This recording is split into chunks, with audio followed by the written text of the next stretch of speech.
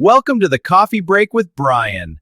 We are so glad you came, and oh, do we have so much to talk about. Well, hello everyone, and good morning, and welcome to the first episode of the Coffee Break with Bryan. I'm finally doing this with no excuses. I finally pushed the record button for the first time. I did, and I still feel like it's kind of difficult for me because I'm not actually talking to a person, I'm talking to a camera. But to hear my wife speak, she says I talk too much. So maybe this is a good thing to start a YouTube channel. I feel in my heart that the age of 57 that I have a lot of wisdom and maybe something that could help someone else along the way or make their day even a lot brighter than it may seem. So I hope that many episodes to come that you will like, share, and subscribe to my channel and keep up on what my episodes are about. I'm a good person. I've worked 42 years, hard labor. My first job at 18 was working for a tree service in North Carolina, where I would climb some tall trees and cut down limbs and branches that were over feeder lines, power lines, that is. Kind of dangerous. Then I worked my way up to working on a bucket truck, weaving in and out of the bucket between power lines. Very dangerous. Probably more so dangerous than actually climbing the trees. But anyways, I done that. And then I also started a grass cutting business, starting with just myself. And I ended up getting so many yards that I couldn't do it myself. But I found that hiring people was very hard because you would get somebody to come and say, oh, they needed a job. They wanted to work so hard and they wanted to make money. They'd work a week, get a paycheck. Then you wouldn't even see them again. And I'm sure that some of you out there like me know exactly what I'm talking about.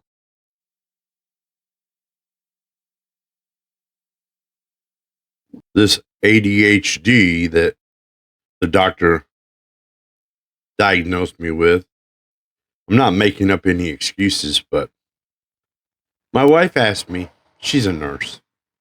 She asked me, she says, do you think you've always been that way? And I'm like, I don't know what you're talking about. And she said, well, you're forgetful. You'll start a conversation and then you'll end up talking about something else. And I said, I don't know any different. That's how I've always been. So why would I think I have ADHD? And she said, well, I think you do. Well, come to find out, I talked to a man. We have a video conference like once a month. And he put me on some Wellbutrin. And I told him, I said, when I was younger, the doctor put me on that to quit smoking. And of course, it didn't cause me to quit smoking. I didn't feel any different. He said, well, people that have ADHD will be able to think more rational. But I did tell him, that I have what you call a lot of things going on in my head. Nothing bad, just my mind goes 100 miles an hour. Like I'll go to the kitchen to get a cup of coffee and end up emptying the dishwasher and walk back out to the garage and forget all about my coffee. I don't know if any of you are like that, but if you are, comment in the chat and let me know. Because I don't want to feel like I'm the Lone Ranger here. But so I decided, since I'm home and when I have everything done in the house, that I'll come out here and make a video and talk about life. Life at 57. Growing up, I was the oldest of 3 siblings. I had 2 little sisters. Well, then I had my dad, the man that was jack of all trades, master of none. And he wouldn't hire anybody to do anything. Work on the house, mow the yard, work on the cars, because he was so picky and such a perfectionist that if he did hire somebody to work on our house or cars or lawnmower, anything, that he would have to go back and fix it himself because it wasn't done right according to him.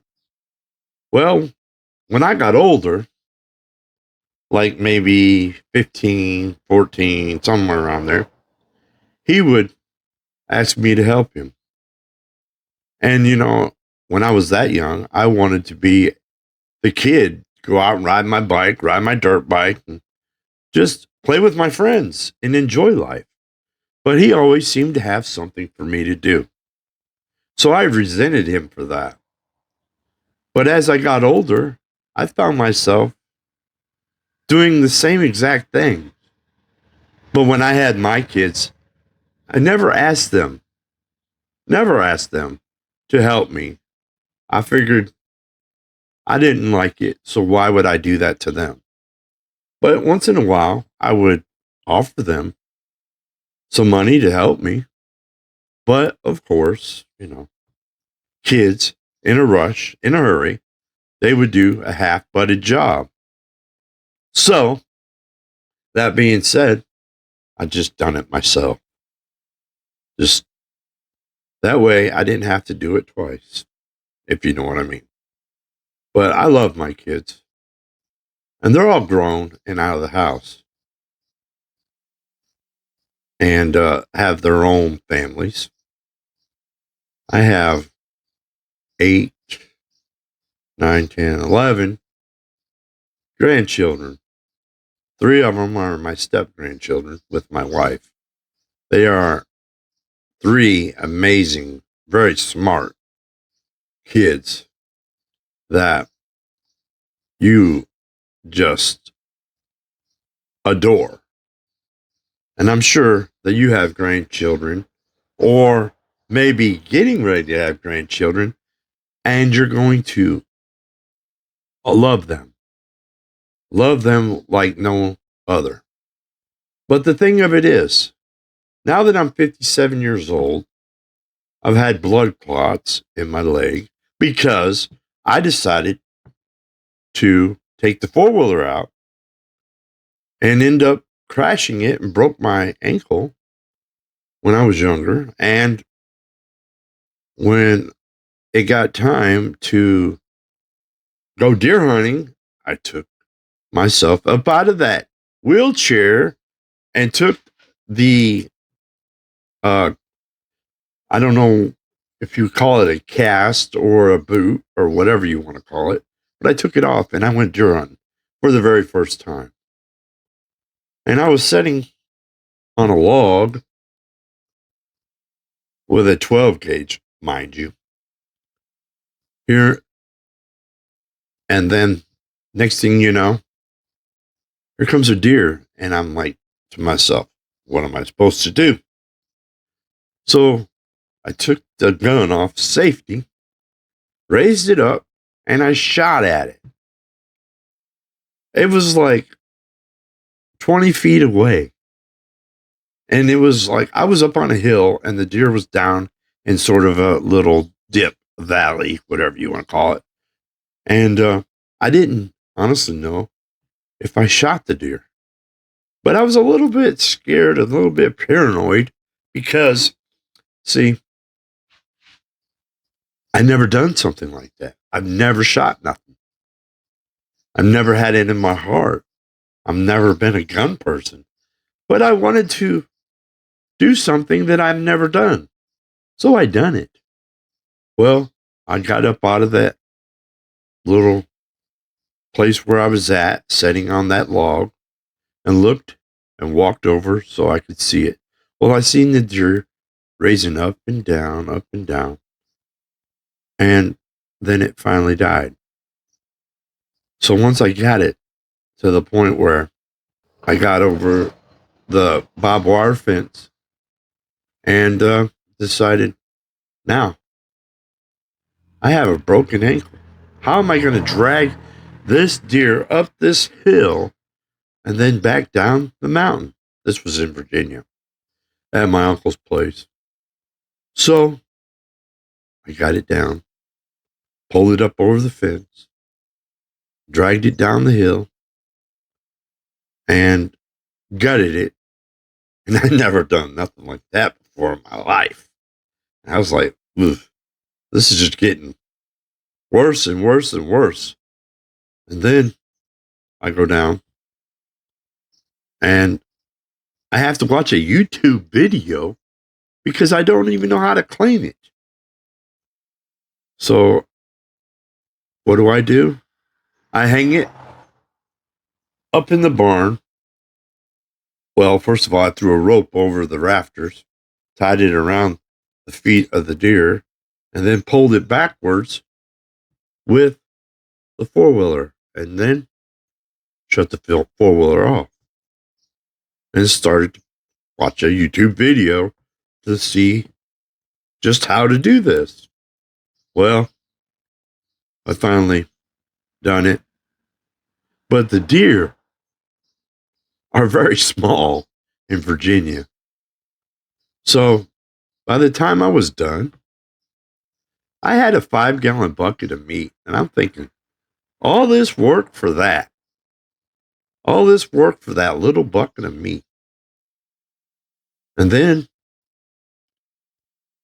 I called my dad. And he's like, what's up? I said, well, I decided to go up on the mountain and go deer hunting. And he says, oh, yeah? And I said, I shot one. He says, yeah, well, send me a picture. So I did. And he said, put the gun that you used next to the deer. And he said, you used a 12 gauge to shoot a deer. And I said, yeah, it worked. And he's like, he just really couldn't believe it because not many people use 12 gauges. I mean, all my cousins, they were using high-powered rifles. And when I told them I used a 12 gauge, they just thought I was nuts.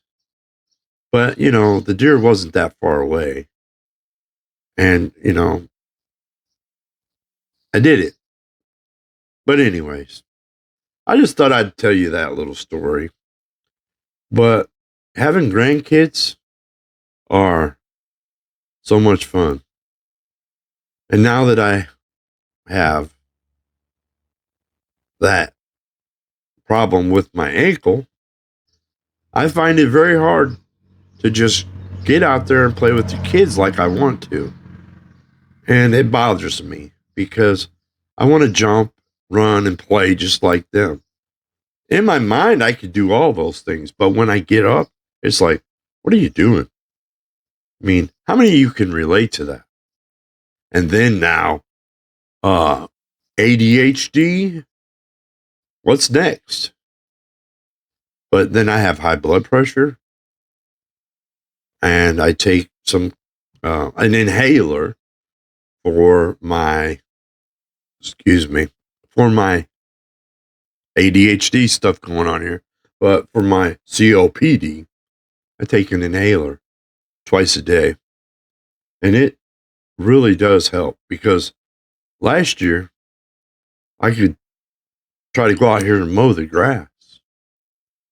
And mind you, I used to have a grass cutting business and I cut grass from daylight till dark. But now I have this little yard that normally would only take me 20 to 30 minutes. And it's taking me all day.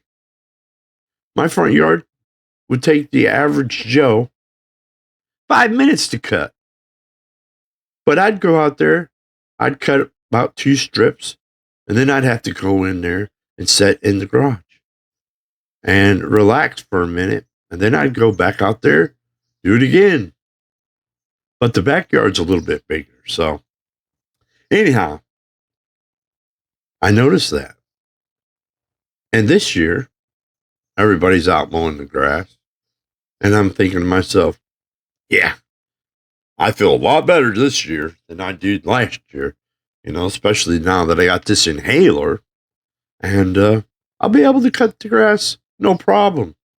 I probably should be able to actually cut the front yard and not shut it off until I was done, as far as the front yard goes. Then I would sit down for a minute and work on the back. Well, I pull out the push mower. And guess what? I also have arthritis to the point where when I grab a hold of something, my hands do not keep a hold. It's like it just falls out. My body aches. My arms ache.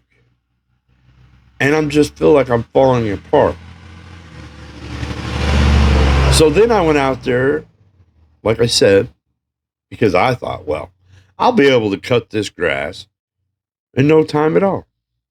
So go prime the gas in the push mower. And then I reach up and start to pull the pull rope to start it. And my hands just keep letting go, letting go, letting go. And then I thought to myself, what is going on?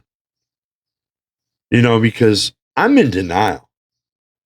Denial because I'm 57 years old and I still think I'm that person that when I was 18 and could do anything, And it's like, in your mind, you could do anything, you could think anything, but when you have to get up and go do it, it's like, what am I doing? I can't do this. So then I go sit down and the tears start to fall because, like I said, my dad was jack of all trades, master of none. And he instilled that into my head. So I wouldn't hire anybody to do anything. I would do it all myself, just like him. But now I can't do that. And it seems like I don't have anybody to help me. So it's like, what do I do? So I got on the phone and I started looking for lawnmowers. Got in a little spat with the wife because she said, make up your mind. Do you want a self-propelled lawnmower or do you want a riding lawnmower? And I said, well, I'm not spending $400 on a self-propelled lawnmower. If I'm going to have to spend that, I'm going to try to find a riding lawnmower.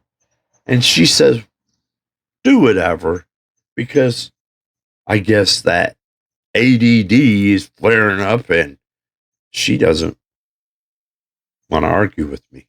And I don't blame her. But anyway, so I'd come in the house and I'd say, well, I guess I'll just get a self-propelled lawnmower. And then I come out to the garage and then I'd look on the marketplace and I'd see a riding lawnmower for $300. And I'd call about it or text about it. It'd either be sold or they wouldn't answer. That's one thing. I don't understand. Why do you post stuff for sale on the marketplace and don't answer? It's like, do you really want to sell this? Or maybe they don't and their wife says you need to sell it. You're not using it, but they don't really want to sell it. I mean, believe me, I know how that goes. Like I had a fishing boat. I never had a fishing boat growing up. My dad had a ski boat, but I didn't have a fishing boat. And when I got older, I wanted a fishing boat. Well, I got that. My wife was sweet and she let me get a fishing boat. So I worked all summer long for 2 summers trying to get this old boat that I had bought real cheap. It was probably like headed for the graveyard until I rescued it. I redone the boat, the fiberglass, put a new floor in it, took it out for the first time because I don't have anybody that likes to go fishing in my family except for my grandfather, and he's already passed on. He did have a boat. He's really the only one that ever went fishing, and I went with him when I was a kid. Not always, but most of the time. But anyhow, I just want to say that I got this boat, worked on it for 2 summers, took it out for the very first time, and guess what? Me not having a boat, I put the drain stopper, and I just thought you just push it in, but I was wondering why it was so loose. But anyways, like I said, I was dumb about boats. So then I throw the anchor out. I get out in the middle of this rock, not a rock quarry, but it used to be a coal mine, and it filled up with water, I guess. So, and they stocked it full of fish, the DNR did. And I'm out there, and I look behind me where the trolling motor is, and the boat's taking on water. So I, run to the front of the boat. Mind you, I'm not able to walk very well because of my ankle. It swells up. So now the boat's going in circles because I tried to take off with the trolling motor because I needed to get back to the truck and put it on the trailer because I think it's something else is wrong with it. Like maybe there's a hole in the boat that I didn't know about because I just actually thought I fixed it. So anyways, so now the boat's going around and around because of the anchor in the water. So I run to the front of the boat, pull the anchor up out of there, and I get to the ramp, the boat ramp, and try to put the boat up on the ramp. And then I try to get up out of the boat, and there's probably about 6 inches of water on one side and a foot on the other. Well, the boat ramp's kind of slimy, with the old green slime. And I slip and fell in the water. My phone and everything else in my pockets. Luckily, my phone didn't get ruined. But by the time I got the boat up on the ramp and on top of on the trailer, I should say, not on top of it. But I was done for. Then I stopped by the store and grabbed me a soda because that was a workout. And then I tell my wife, and she really didn't want me going out there anymore. And the more I thought about it, she was right. Because I'm in no shape to be trying to go fishing by myself because of not being able to breathe. My walking's very unstable. And I kept the boat in the backyard for a couple of years. And she says, you should just sell the boat, which I did, which, men, we get something and we don't want to sell it. We might not be able to use it, but we still don't want to sell it because we think in our heads that one of these days I'm going to be able to use that boat. Well, I come to realize there wasn't no using that boat, not by myself, when I couldn't even hardly get up in the boat. So I sold it. And it broke my heart because I always truly wanted a boat. I mean, when I got that boat, I ate, slept, and dreamed about that boat. But anyhow, like I said, please forgive me. I like to ramble on and talk about different things. But I definitely love being a grandpa. And I love being a husband and a dad. And I still think in my heart that I can do anything, which I can. But when you get older and you don't, you still think you can do the things you did when you were 18 years old. And some people are blessed. Like my neighbor, he's, I think, 68 years old.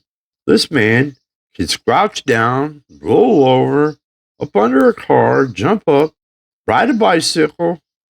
He goes to work out every day, and he's blessed. Me, if I crouch down and get too low to the ground, I need someone to help me up. I feel really bad. I used to be the one that changed my wife's oil. I used to be the fix-it man. I used to do everything. And I even feel like a bum right now because I'm waiting on disability. They haven't given me an answer either way. And I feel like, my wife gets up every morning and goes to work, and I feel bad because I want to be that person. I want to be the one that brings the bread home. And it's hard for me to get over it. I feel bad. I feel like a bum. My wife is very supportive, and she's never said that. What she has said is, you clean the house, you mow the grass. So all I have to do is come home. You even cook the dinner. So I just have to come home and I'm able to read a book or watch TV. But, I still hate to think that my wife is going to work and I'm just being able to stay here. So that's another reason I started a YouTube channel. I'm not expecting to get rich, but I'm hoping maybe that this might pay off. And if it don't, I make some good friends or I help someone down the way with problems they may have. So they don't feel like they're the Long Ranger and that they're the only ones that feel that way. Because I'm sure there's so many people out there that feel the same way as I do. And like I said, you never know what I may talk about. I may talk about the weather. I may talk about my dog. I may talk about my grandkids. Or I may just even talk about ADD or blood clots or or what I've done today or last week. But like I said, I do a lot of rambling on, but I really truly feel and hope that I can say something that will help someone along the way. I worked very hard all my life, and now I'm unable to do that.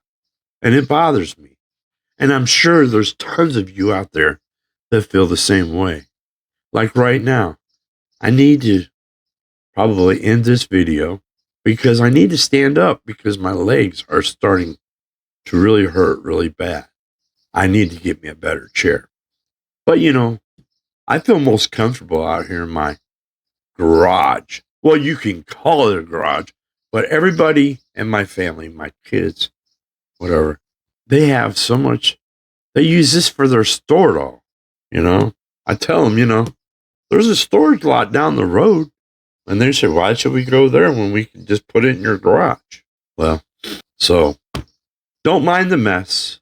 And I'm sorry, but this used to be the place where I worked on lawnmowers, airbrushed, and just hung out. This used to be my man cave. And I'm slowly cleaning it up so I can have it back. But if you liked my channel or liked what I had to say, please like, share, and subscribe because I know it's only going to get better. The channel, that is. And I hope that you have a great day and a better day tomorrow. And just remember, Bryan told you that. And thank you for watching my first episode of The Coffee Break with Bryan. God bless and have a nice day.